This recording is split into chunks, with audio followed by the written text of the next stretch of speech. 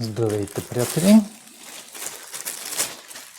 Днес ще видим какво се получава в почтата, когато купувате от AliExpress. Ето, доставка от Speedy. Хубаво ли се вижда? Speedy обслужват пратките. Пакетирано, хубаво. 3 неща купих. Сега да видим какво. Това вече си е от китайската пратка. Ясно се вижда моето име, правилно. Таго е. 3 броя бели. Предния път купих един черен.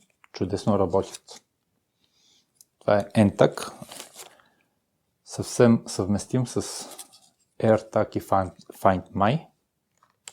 Чудесен продукт. Работи с айфоните. Не е необходим допълнителен софтуер.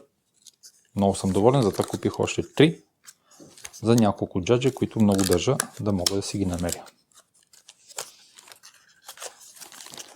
Хубаво се лепят, има батерийки, няма страшно. Има неща, на които не държа да мога да ги намеря с GPS-а много бързо. Затова купих нещо подобно.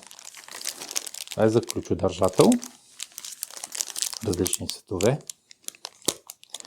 За ключове, карта, други неща, които са на една връзка. Но най-вече за ключове. Търсите си ключа от колата, от апа, натискате, намирате го. Търсите си ключа от апартамента или жилището, там, което имате. Също натискате. Различни цветове, за да ги различавам. Не, че има голямо значение. Те ще си пилнат. Ап е чудесен. Може да смените картинка, снимка да сложите, на което търсите. Това е абсолютно същото нещо, само че прилича на таговете, които показах преди малко.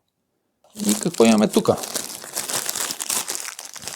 Ето, пише си 10 в 1, 8 в 1 хъб. Разновидността е 8 в 1, а не 10 в 1 хъб. 10 в 1 хъб. Колко е този 10 в 1 хъб? Хъб. 10 в 1. 8 в 1, пардон. 8 какво? Един чорап. 8 в 1 хъб.